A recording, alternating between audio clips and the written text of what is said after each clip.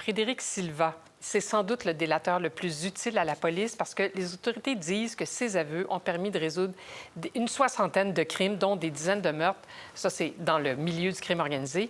Et le Journal de Montréal nous a appris ce matin qu'il est aussi le délateur le mieux payé. On parle de plus de 3 millions de dollars. Alors, pour comprendre comment on négocie, comment on en vient à ces montants-là, on a invité Simon Godbout, c'est un ancien enquêteur à la Sûreté du Québec, spécialiste du crime organisé. On s'est connus dans le temps des motards. Bonjour, Simon. Bonjour Isabelle. Alors, d'abord, on va faire un petit peu de sémantique, là, parce qu'on appelle délateurs tous ceux qui collaborent avec la police, mais il y a quand même des nuances. Bon, Silva, il n'est pas un délateur classique, si on peut dire, parce qu'il a commencé à collaborer avec la police après avoir été condamné. D'abord, définissez-nous ce que c'est qu'un délateur.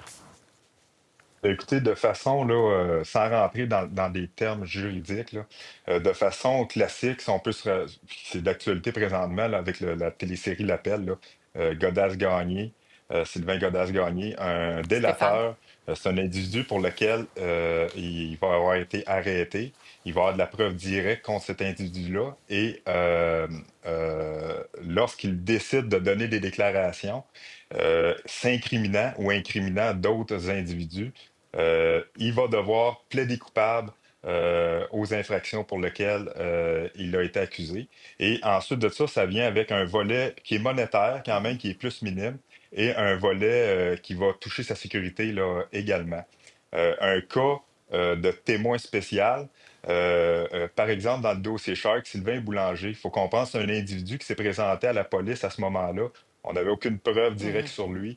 Il s'est présenté de façon libre et volontaire et a décidé de donner des déclarations qui s'incriminent et qui vont incriminer d'autres membres aussi de son organisation.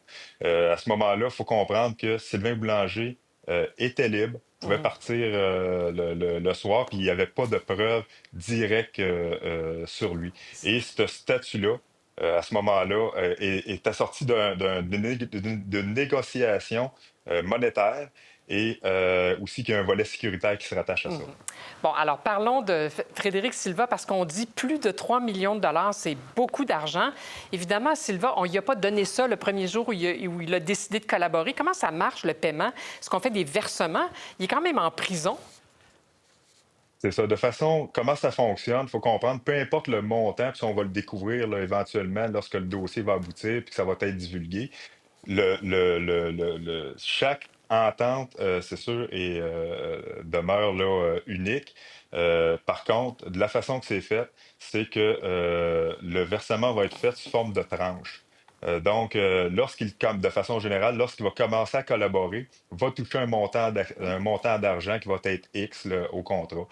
Par la suite, il peut y avoir un montant d'argent qui va être donné lors des arrestations, lors des frappes policières.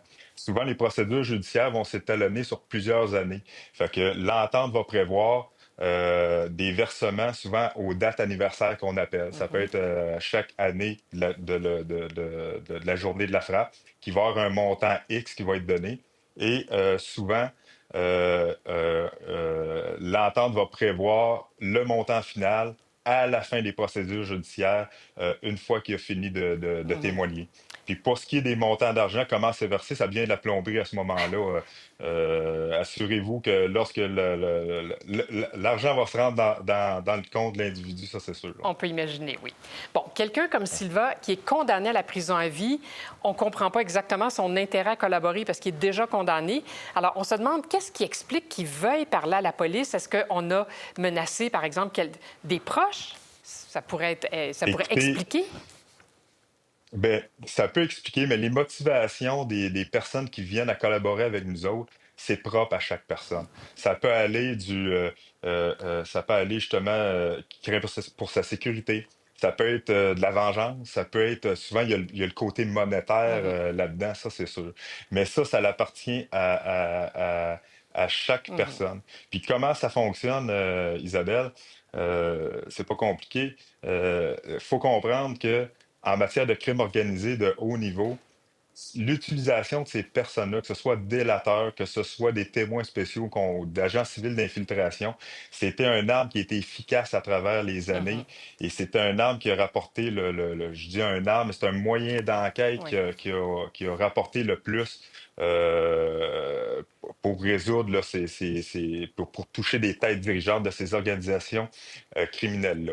Donc, à ce moment-là, ça vient tout simplement une relation d'affaires entre les policiers qui ciblent ces individus-là, puis ça vient du donnant-donnant. Fait que faut que ça fasse affaire à l'individu, il faut que ça fasse affaire à la police également. À la société, comme on dit. Simon Exactement. Godbout, je parlerai avec vous pendant des heures, mais nous devrons nous interrompre et on vous réinvitera. Merci infiniment pour cette entrevue. Merci. Au revoir. Pour voir nos émissions en entier, rendez-vous sur la chaîne Ici RDI.